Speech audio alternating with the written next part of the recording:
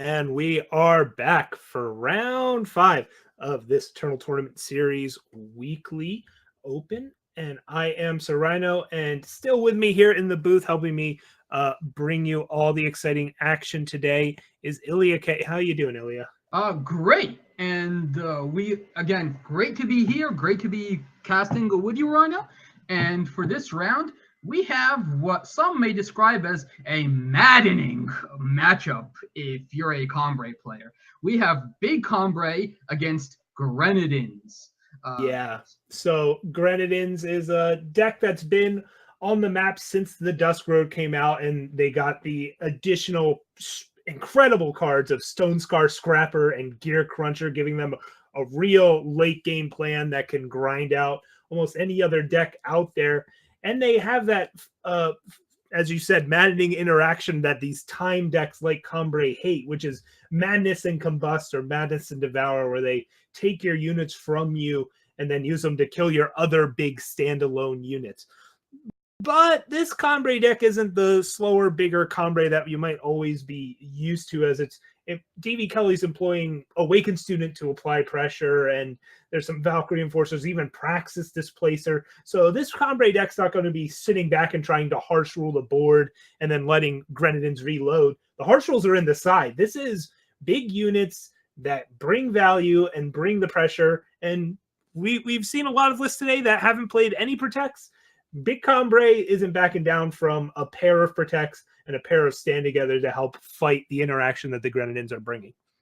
Right. Though I do think Grenadins is favored, and even in the past, before set 3, in the form of Stone Scar Sacrifice, had legs to it. I do think this Big Combray with its Awakened Students does have a swinging chance. If it can get the double student into Aegis draw going, then it can definitely take a game or two, especially if the Grenadins player does not draw.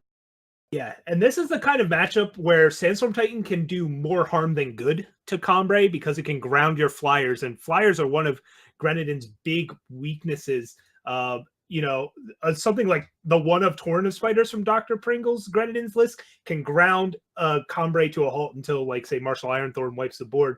But for Great Parliament, for Valkyrie Enforcer, that's the flying pressure tvkelley is going to be looking for in a lot of these games to close the deal. Now, of course, you don't have to kill your own Sandstorm Titan because you have Valkyrie Enforcer and Desert March. You need to silence your own Titan. And this is the kind of game where that interaction will come up more than you expect.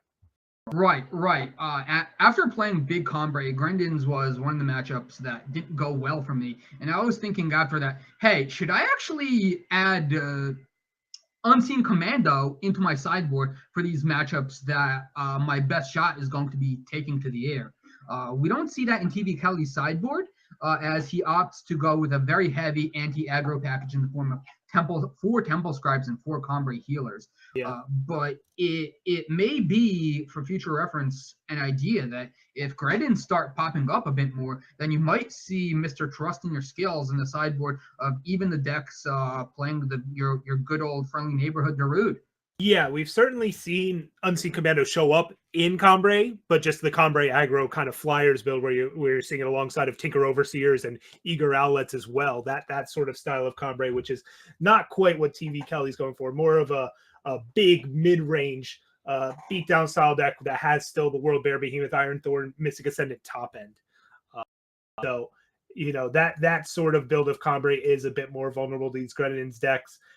You've got Mystic Ascendant on one end trying to grind it out against Gear Cruncher and Scrapper. Who's going to come out on top there? We'll just have to see as this game gets underway. Right. So tvkelley starting off with a pretty decent hand with a pair of Great Parliaments and a Displacer with the power to get there. And on the other hand, DrPringles, he does have his enablers and even a payoff, if you can call Scrap Tank a payoff, but we see that madness in his hand. And combined with the Combustion Cell, that's essentially a slay with benefits. Yep. So there it is. The combustion cell is out. Plenty of grenadines to fuel that. Will give Dr. Pringles a chance to develop his board maybe a bit faster than tvkelley would like. Although Kelly's got a pair of parliaments, that's not a bad spot to be. As you said, the first madness will help at least answer the first owl, but the second one, Dr. Pringles will need to find a plan for, whether it's counter pressure and race or hopefully find a direct answer of some sort of removal. There we see the first parliament, the first owl does come out. Could have played something like Seraph instead there, but opting to just take to the skies right away and make Pringles have the answers immediately. So if I'm Pringles here, seeing this, I have two options. I can either immediately play my scrap tank by using my combustion cell, or I can go for the madness. And that's what we see then. And the first line is the one we see Dr. Pringles take, saying, sure, I can take a hit from the owl once, and I have the madness, and maybe I can even draw a combust or a devourer next turn. I don't love that play, because now it's giving tvkelley an opening to like hold up protector stand for the rest of the game, and that becomes a really hard card to deal with. And it's exposing your scrap tank to getting silence and sticking to just being a 3/3. A clean line there could have been just madness the owl, combust it, and quarry. I would have really have enjoyed that use of your power, but maybe Pringles has decided owl is not the biggest threat that he wants to use his only removal spell on, saving it for a bigger fish, like say if a World Bear Behemoth that came down there. Sure. Because you're not really afraid of getting beat down on the ground if you're a Grendins player. That you can just throw an endless army of Zerglings or Grendins at whatever. But in the meantime, if you just let an owl beat away at you without answering it, then you have problems. And Dr. Pringles saying, I have to put on some counter pressure because this madness is my only interaction in hand, so I have to make it count. Yep, so quarry into quarry is the play for Pringles there, depositing a granite waystone.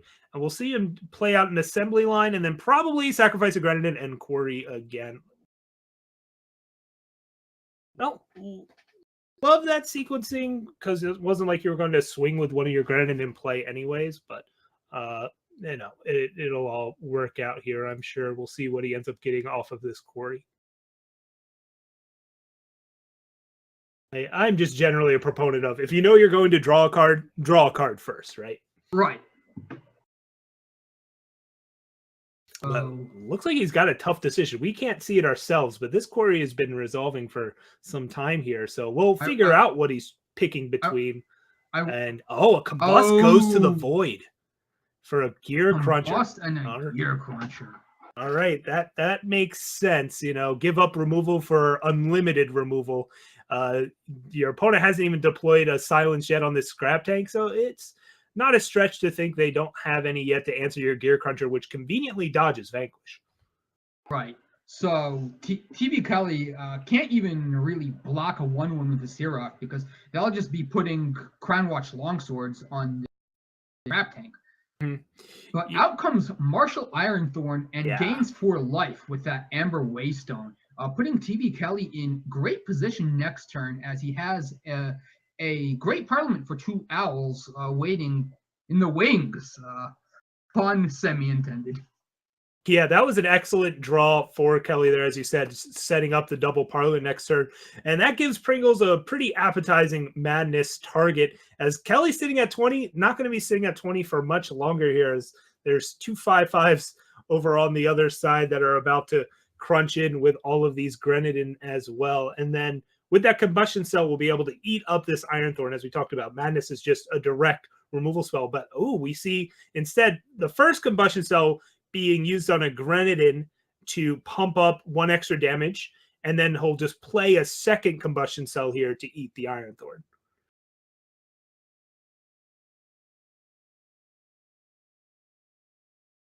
So in comes a massive swing, putting tvkelley all the way down to 4. Yeah. And then the second combustion cell says, "You and goodbye."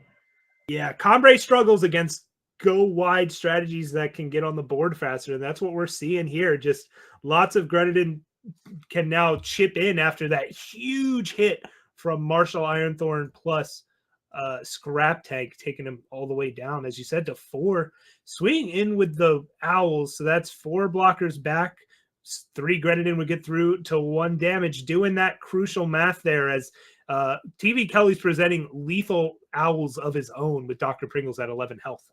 Right. And tvkelley taking the aggressive line, saying, how do I, not saying how do I not lose, he's saying how do I win? Right. So I definitely like that line from tvkelley. Unfortunately, with that Devour being the draw that for the turn, that's not going to happen, but he's definitely taking the line that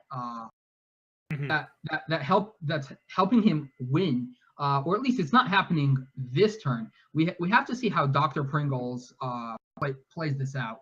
Yeah, Pringles is sitting at 5 power, but has access to effectively 9 thanks to 2 combustion cells. But here we see the A space come in. The problem here is if you don't have any other units on board, that Scrap Tank's one got answered.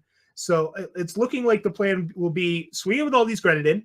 The Gear Cruncher will effectively replace them all, so you'll have plenty of blockers. And then also you'll, again, you should double Combustion Cell here first, then Gear Cruncher, fill up your board, and have Devour up. Right. DrPringles obviously has to see that his opponent has lethal in the air.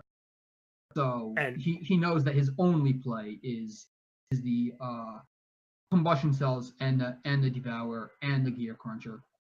Yeah, and you should use both Combustion Cells first. That way you actually have a max board. Because again, Gear Cruncher replaces every Grenadin you die, so you might as well kill them first, then play the Cruncher. But he decides to do it in this order, and that means he'll have 1 fewer Grenadin on board because he's now sacrificing it now, right? So if he had sacrificed that first, he would have gotten it back right away. We see him go for the Gear Cruncher activation rather than Devour. Okay. Sure. Okay. So then this Valkyrie Enforcer isn't going to make an impact immediately. So tvkelley has to roll for Ikaria. Yeah, and does not get it. So this is tvkelley's at 1, and we'll scoop it up. Ooh, that was a close one, though. Both players racing to the finish there. Right, definitely. And this is something that these newer Combre lists, which have less life gain in them than all the Temple Scribes and Combre healers, decks of old. This is something they do have a bit of trouble with. Going to sideboards, I can definitely see tvkelley is going to have to give consideration to cutting a lot of this top end. Mystic Ascendant, for all the cards he draws, is going to come down so very late, and is not actually going to be the unit that gets you the win, being this infinitely chumpable generic fatty. Yeah, I would not be shocked to see him shift to this Xenon Obelisk, fully embrace the beatdown plan here. Grenadin's decks can fold to the right amount of pressure, and while this Combre deck isn't quite equipped to do it as well as you'd like, it's still probably your best bet in this matchup to bring in the healers, the scribes, and the obelisks, honestly. You're going a token approach against a token deck, but your tokens will be slightly bigger is the idea, and eventually you can win that war. Right. So if you're siding this, then you want to bring in the 3 obelisks. You probably want to bring in the scribes and the healers. That puts you at 11 cards. So you'd have to cut your entire top end of Ironthorn, Behemoth, Ascendant, and then you need 1 additional cut. So maybe a display. No. What we will probably see is cut the Titans, cut the Ascendants. Ironthorn may be a little iffy in this matchup as well, being a generic ground How unit. many Vanquish do you like to keep in against Grenadins? Because hitting Scrapper is nice, but you're already playing 8 Silences, and it also can hit a big Scrap Tank, but it's 4 the number you want to play post-board against Grenadins? Right, that's also a great point, that cutting the Vanquishes is is a good idea in some number. However, an unanswered scrap tank can really put on the pressure, as we saw last game. We had that scrap tank cracked in for at least 5 damage, and you do want to be able to control that scrap tank and save your silences if possible for something like a gear cruncher or a scrapper. And maybe tvkelley wants to cut the desert marshals as well. So it's a tough call to make, because there are definitely cards that are only situationally good for the big Cambrai player, and that are only great if he's able to set up that board stall. But here we go into game 2. Yeah, and we didn't talk much about what Pringles had as far as options in sideboarding goes. There's some extra removal he could bring in, like Annihilate or Suffocates or Torches, depending on what he's predicting the Cambrai deck to bring in. I don't expect Flamestoker or Scrap Heap to come in. This is not the matchup for those. No. But there is one extra Torrent of Spiders that he has access to, and that can be a pretty powerful tool against Cambrai. Right. We just saw tvkelley mull away a hand with Cambrai Healer, so we know that was cut. And Martial Ironthorn actually not cut for this matchup. Mm-hmm. So probably going to seek for a time sigil to set up that Temple Scribe next turn. In the meantime, DrPringles has the assembly line and the combustion cell and the scrap tank, which will allow him to combust whichever threat he wants.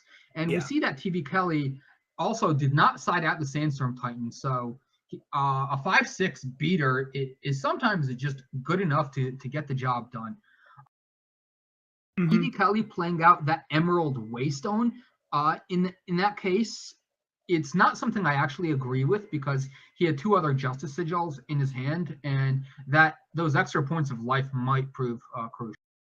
Yeah, if it was just 1 Justice Sigil in hand, I'd understand, because you don't want your top deck seats to be depleted, but with the second one, I think it wouldn't have hurt to hold on and play one of the sigils instead. But that's a minor thing. Hopefully that loss of 1 or 2 armor in the case of using it off of Martial Ironthorn won't come back to haunt tvkelley, but it could.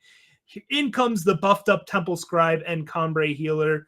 DrPringles wants to preserve his Grenadin's ops to not trade it against Cambrai Healer. Also, tvkelley threatening something like a stand together there that could blow you out.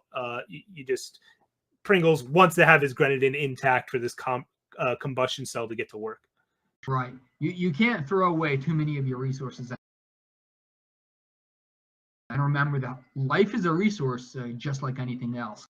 And we see the Torrent of Spiders in DrPringles' hand, and an Annihilate and a Combust. So the Annihilate going to clean up that Sandstorm Titan, and these Grendins are going to crack back for 3. Yeah, and DrPringles will develop another Grenadin drone. So that was quite a turn. Yeah, that was interesting, because Pringles had the option to go use Combustion Cell and actually get the scrap tank out and use Combust, but instead decided to preserve as many Grenadin as possible for now and use the Annihilate instead. As you don't know if you're going to find another Annihilate target, where Combust is pretty universal in its application. Right. So a Seed of Chaos that's going to come in depleted is the draw for this turn. However, DrPringles is at no shortage of resources when it comes to power for this turn. You will most likely see a combustion cell used on one of these Grenadin that brings out the scrap tank, and we'll have to see if the Combust comes out. And considering the possibility of a follow-up Mystic Ascendant or some other hijinks, I wouldn't be surprised. And there we go. The Combust comes out, cleans up this Ironthorn, growing the scrap tank to 5/5. And now DrPringles solidly ahead on board. tvkelley having this 1 Sandstorm Titan, or his choice between Siroth and Desert Marshal. Yeah, we talk about how Cambrai can struggle to answer Torrent of Spiders. Martial Ironthorn's one of the actual clean answers to that card. So DrPringles being smart about not letting him live. And tvkelley taking the rare line. You don't normally see Ironthorn just come out on turn 5, but tvkelley wanted to go 5-drop Ironthorn, and then his next turn had access to both Sandstorm Titan and the Desert Marshals. Just wanted to clean curve out to keep the pressure coming, and wisely using Desert Marshal on their own turn to silence the scrap tank before it can grow any further. Right, right. You don't want your opponent saying how many of these Grendins do you want to pick off, because every time you do, the scrap tank is just going to get eaten. A crucial protect is the draw for this turn. So this Seraph is going to come down, and this board is starting to get stalled out. If tvkelley can reach that critical Seraph 8, then she can run away with the game, and that's the plan he's looking to be on. Right. So Kelly is racing to 8 power to get Seraph going. Pringles is racing for either a scrapper or a gear cruncher because, as you said, we're at board stall now, and one of these players wants to break it. Kelly's already got the tool to break it, just needs to get the power online for it, whereas Pringles is looking for a way to break this stall still. And we see a gear cruncher go to the void because he had to pick between gear cruncher and Stone Scar Scrapper. Wow. That's between a rock and a hard place. Yeah, something like that. But he goes with the scrapper because, you know what, the scrapper can just draw you another gear cruncher at some point. And we see he draws a brimstone altar. So that came in from the sideboard. And that's another tool you can use during these board stalls to just turn these random 1/1 Grenadins into burn to the face. Oh, definitely. So as I said, that Emerald Waystone that we saw played out earlier, that might actually mean the difference between one more turn. Let's hope it doesn't come to that, as we see another scrap tank coming down, and that is going to grow rapidly as this Stone Scar Scrapper is just going to say, "Oh, you thought you were going to draw the cards, Mr. Combray player. Let me show you how it's done." And yep, Stone Scar Scrapper showing off what he can do when you don't silence or vank him right away, as he draws 2 more cards, finds a gear cruncher, a combustion cell goes off to quarry, and now Pringles is just loaded up with cards and finds a madness to even potentially answer the Seraph if he gets concerned about it, although tvkelley has that protect. So I'm fairly certain that Dr. Pringles has seen the pause and knows Seraph essentially has an Aegis for all intents. With this Granite Waystone draw, though, Pringles is getting closer to both being able to play and activate Gear Cruncher, but we'll use the Madness first here instead and get that protect out from TV. So out comes Madness, out comes the protect, and now Dr. Pringles sees that Kelly's hand is complete. The most is clear for Warrant or the Gear Cruncher, whichever route Dr. Pringles wants to take. The world is his oyster right now. Yeah, and we'll see. He just goes to the draw, finds a Seat of Chaos. So I think we'll see that get deployed here. So that next turn you have undepleted power plus Gear Cruncher plus Combustion Cell. That gets you to the magic number 10, which lets you play and activate Gear Cruncher. Oh boy. So a Gear Cruncher coming into play and using his ability in one turn can often be backbreaking. Dr. Pringles considering, do I want to just slam this 13-13 Scrap Tank Zilla into my opponent? And in it goes. Immediately prompts a chump block. And tvkelley is saying, I'm not trading away any premium units. Yeah, deciding to just start trimming down on the units tvkelley already has in play. And playing out, I guessed wrong on what power will get played out. I was thinking maybe further ahead, or Pringles is maybe planning on using a Devour here anyway, so that they think that having both Gear Cruncher plus activation in one turn is a luxury that he doesn't really need to play. So we see the combustion cells eating more of these Grendins, and out comes a torrent of spiders for 5. Oh boy. That's going to halt any ideas from tvkelley about getting pressure in, but tvkelley draws an 8th power, and crucially it's undepleted, so now we get to start spinning the wheel of Seraph, and our first hit is a Crown Watch Quartermaster. So this is a fun card that you don't see too often. You pay 6 and exhaust it, so it's got an activation just like Gear Cruncher, and it'll give the target unit +1/+1 for each of your units. So right now it's +6/+6. Doesn't have any Valkyrie, but once tvkelley draws a Valkyrie Enforcer, you could silence his Sandstorm Titan and start buffing it up with Crown Watch Quartermaster. That sounds like a game plan. It's just you might not have the time for all that, as in come the Grenadin. and the Scrap Tank Zilla and the spiders once again. So Dr. Pringles is saying, whatever you block with is dead. Yeah. So tvkelley has to try and find an answer for these deadly spiders that each of them is saying, okay, well, I can attack for free because you are not going to throw away a valuable unit to block. But 5 of them over several turns adds up in a hurry. Yep. So tvkelley is tapped out, so this is a good spot for Gear Cruncher to guarantee take out Suraf. Now it's you've only got 6 Grenadin in play, but that's enough to kill it.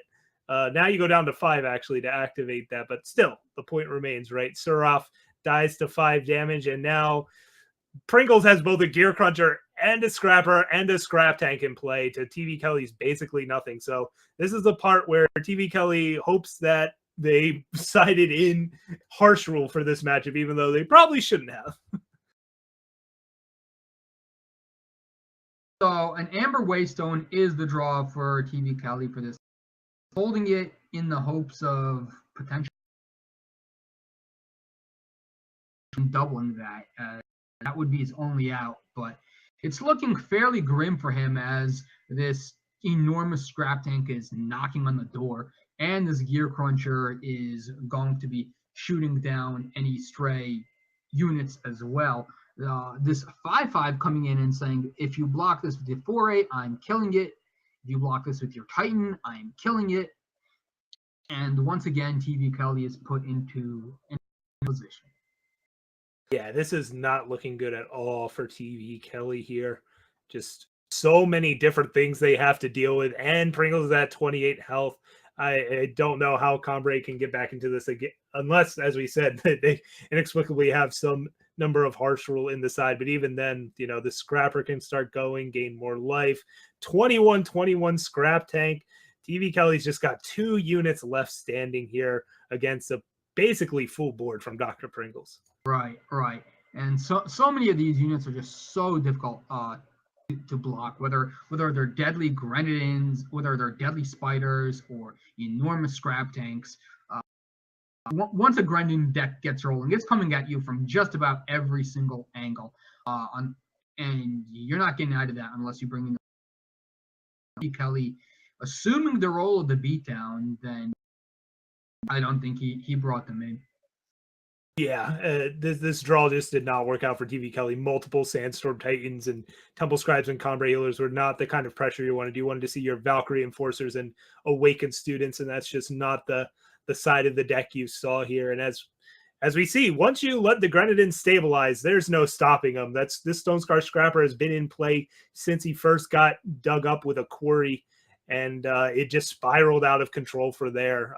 Dr. Pringles has drawn 10 more cards than tvkelley this game, not to mention all the value he's gotten out of Gear Cruncher and everything else. Right. So, again, we're going to see Scrap Tank Zilla come in. And, okay, give me another sacrifice. And we're probably going to see more cards drawn here, unless Dr. Pringles even wants to swing with the Scrapper because he has 2 more in his hand. Yeah. Or play at the Combust. That's what we see. We could have even seen like something get played out, whether like you could have tried to go for lethal by digging with more Scrappers and Devours and find a second removal spell to pair with this Combust, because obviously the Scrap Tank is lethal, but no rush here, right? Just bash in. It's not like tvkelley can really draw that much more here to get him out of this mess, and if he does, you'll be able to reload pretty. Right, so... Oh, Dr. Pringles is saying, oh, I don't even need to sacrifice these Grendins cards. Vanquish off the top for tvkelley, cleaning up with that Scrap Tank Zilla. This will prompt the Devour, but the damage has long been done. Kelly essentially on life support. He's going to have to pass the turn. We'll go up to 9, but another Brimstone Altar, a Combust is available here from Pringles.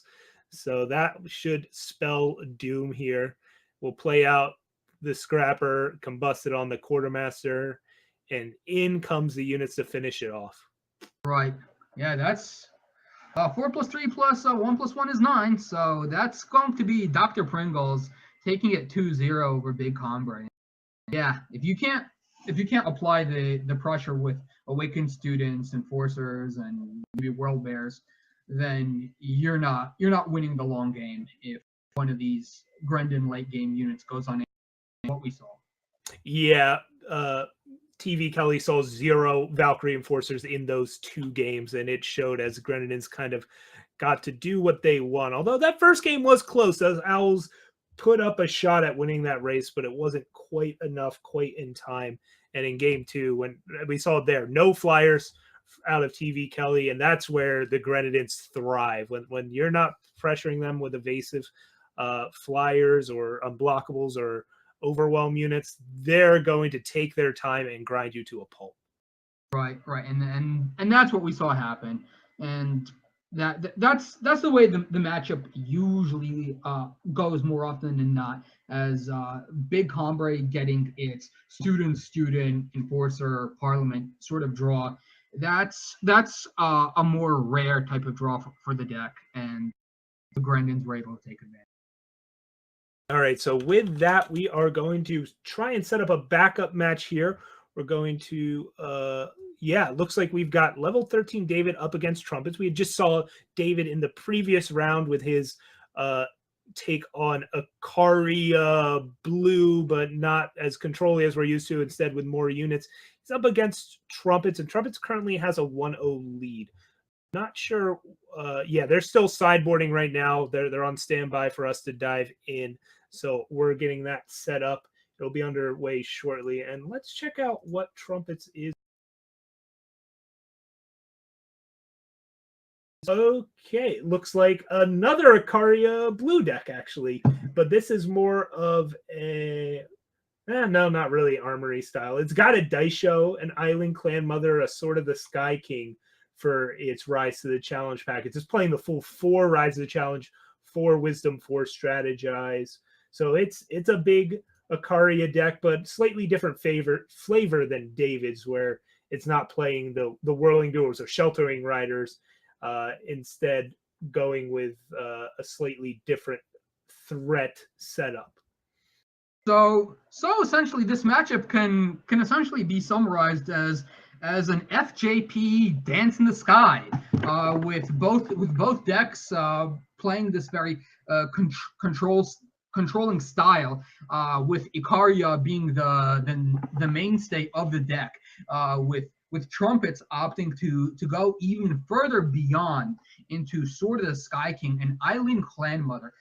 As I've said, Island is a fantastic card in what she does for her price. The challenge is just finding a home for her, as expensive cards without Aegis are cards you have to really set up a home for in order to protect them from all of the interaction that you as a control deck aren't exactly looking to overload. Yeah, so both players look like they are done sideboarding. This game is about to be underway. And this is a tricky matchup to sideboard for on both sides in terms of what you're looking to bring in and take out. Rain of Frogs almost certainly coming in from both sides, with Trumpets having 1 in the side. I'm not sure how many David had, but I see it in his opening hand here. David had 3. Yeah, so taking those key win cons and pieces out from under your opponent is a big deal in this matchup. Both players also have to do the dance with harsh rule, where neither of you have like great removal targets, but you also need to have removal to answer each other's threats. It'll be fun to see how that plays out, as David is missing influence, but has enough to cast a Wisdom the Elders here at the very least. And on the other end, Trumpets has even more draw with this strategize, but crucially missing the influence to cast these 2 Wisdom Elders that are in hand at the moment. Right. So as people have said in the past, the problem with aReNGee blue is that it's such an influence hungry deck. But level 13 David hitting that Crest of Fury with his Wisdom of the Elders, and now has a choice between Strategize first or Crest first. Opts to go with the Crest first. Yeah. And I'm not sure if there's a hard and fast rule, whether you crest before drawing or draw before cresting. That's the line David took. Yeah, I don't think there is a hard and fast rule. It's context is everything, and in the context of this one, David is just looking for power and already has cards I think he'd be okay with shipping away, like something like Rock Slide or Island's Choice, depending on how this game goes. And yeah, he's gonna bottom that Rising Challenge. It's a useful card. He already has an Ikaria in hand. Really, all he's looking for is more power, so he can get to the spot where he can be deploying threats and holding up spells. And here we see he just holds up Island's Choice, so if Trumpets has Rise to the Challenge, he can counter it here, valuing that more than playing Whirling Duo into open power. So out comes the Rise of the Challenge, and David, well, I didn't strategize for a reason. Yeah. And a rain of frogs off the top, but instead says, I want to see power, and does not find the power off the top, and going to have to bottom something here. Yeah. I can only assume that this Rock Slide was left in a way to pop an Ikaria. David is looking at a very heavy hand. Bottoms a rain of frogs. All right. So this is classic David. He is very good at adjusting to what the context of the game is and adjusting his game plan on the fly, where traditionally we talk about Rain of Frogs is great in this matchup, but his hand already has 2 Sheltering Riders, a Whirling Duo, and an Ikaria. He doesn't want to take any turns off disrupting his opponent's hand, and instead wants to start applying pressure this game and to try and assume the role of the beatdown player. That is indeed a feasible line to take, and level 13 David just continuing to dig for power, but we see that the Sheltering Rider was answered by a torch and had her Aegis deactivated. And Trumpets' hand is just full of interaction and even Wisdom of the Elders. Yeah, interestingly here, Trumpets kept in the harsh rules, trying to assume the role of the control deck. I wouldn't be surprised if David took his out and is trying to assume the role of the beatdown disruptive deck. Both decks having, a similar core, but the fringes are different, with David having this Sheltering Rider and Whirling Duo package that I think he's going with the plan that we saw in his previous matchup against Temporal Control, where he's just going to emphasize that plan. Right. So Sea of Order is the pickup for this turn, which will put David at 7 power, but unfortunately missing that crucial third fire influence. Yeah. So Ikaria is not online quite yet. And Trumpets has the option of playing Ikaria here, but it'd be right in the face of a Sheltering Rider. You typically don't want your Ikarias just getting 1-for-1. So instead, he'll strategize here, find a plan to clear out this pesky big flyer, and then have an Ikaria come down later, as holy cow, does he have a whole lot of options here between Vanquish, Island's Choice, Polymorph, Harsh Rule, a lot going on. And David still does not have that third fire source, but another Wisdom can help him dig for it, and if he finds an undepleted source, can even get a Throne Warden down. So now we see the weakness of playing Sheltering Rider in this deck, as level 13 David will pick up the Seek Power for that crucial third fire. That you cannot reactivate your Sheltering Riders in this deck, and Trumpets is going to take full advantage of level 13 David's influence issues, as he just had to dig and dig and dig.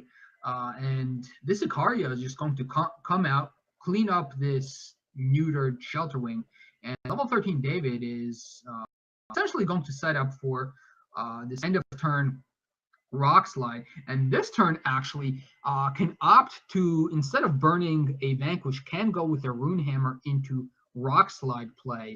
Yeah. Or he could just play his own Ikaria and try to catch up on the Warcry race.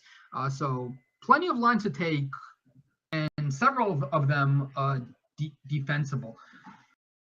So Runehammer and Rock Slide is the play for this turn, as Rock Slide's not going to get any better, but it's going to be punished essentially. Yeah, it was one of those things where Rock Slide was a useful card for popping Aegis, but Orc Runehammer was not a useful card going forward, right? Ikaria getting War Cries doesn't kill much, so he's trying to turn that into a useful card. But Trumpets had the follow-up Ikaria to take out the hammer, but again, the hammer wasn't killing much except for Throne Wardens. And now David just answers Ikaria for Ikaria, but Trumpets finds a hit. This Rune Hammer is in hand, and oh goodness, Trumpets is opting to just use Vank and Polymorph in the meantime, though. I do question that sequencing, however. I think it should have been Poly into Vanquish, because now that Rune Hammer is going to get blocked at least one turn. Level 13 David, unfortunately, does not have any proactive removal, so this Ikaria is going to get one more Warcry in before eating. Yeah, that's really punishing for Trumpets, that sequencing, because David should be dead right now. Should have taken 14 damage last turn and taken essentially 14 this turn, or he would have had to play Throne Warden instead of holding up Island's Choice, something like that. And instead, he's got at least an extra turn that he would have had previously because of that sequencing error out of Trumpets. Correct. Out comes a Throne Warden. That's going to get cleaned up, and level 13 David's going to take another 9 damage, putting him to 5 for his trouble. Or this Daisho is going to get cleaned up by this second Throne Warden. A Rise to the Challenge comes out, and it's probably going to go for... Oh, it's probably going to go for an Ikaria. Ikaria most likely. You already have a Throne Warden that you can play this turn, so it's not much use to rise for one of those. And yeah, Ikaria just gives you another angle to attack from as Trumpets cleans this one up 2-0. David goes down, but still pretty healthy in the standings, as that'll be David's first loss there, and that'll take Trumpets up to... I've got the updated standings. David was 4-0. Trumpet was 4-0. That was a battle of 4-0 players. So Trumpet moves on to 5-0, looking very good to make top 8. And so is David. You can certainly make it in at X and 1, and even X and 2 if you're... So Ikaria still showing she's queen of the roost when it comes to the top end in this game. That if you intend to go long and play a controlling deck, give serious consideration to Eternal's Queen of the Skies. Yeah, there's a lot of ways to go about it. Both these players have slightly different takes on an Ikaria with Primal deck, and it's working out for both of them, right? You can be proactive or as reactive as you like, but in the end of the day, Ikaria can do a lot of work. She has an immediate impact and then a follow-up impact once you draw. And the thing with these Primal versions is that you can draw it a bit sooner than you would out of, say, an Armory style or removal pile style of deck, where you're more at the mercy of eventually drawing it. When you have Wisdom Elders, Strategize, and Rise of the Challenge, you can find that value that Ikaria generated much sooner. Right. The Wisdom and Strategize proving to be a touch superior to the Quarry and now nerfed Wanted poster played by JFS removal files. So in terms of the Ikaria shells, we've seen both the JFS armor removal style decks and the Ikaria blue decks, which are doing very well today. Less so the Ikaria gold FTJ packages like Charge Rod or just the Ikaria gold decks from ages past that have yet to be revitalized. All right, and with that, we're going to be ready to take a quick break. But before that, I wanted to give a shout out for Level 13 David there as well for cooperating with setting up the backup match. He gave us the time so that we could get in and see it from the start, and we really appreciate that. So we're going to take a quick break as this round is wrapping up, and we'll be back with round 6 after this short break. All right. See you in round 6, folks.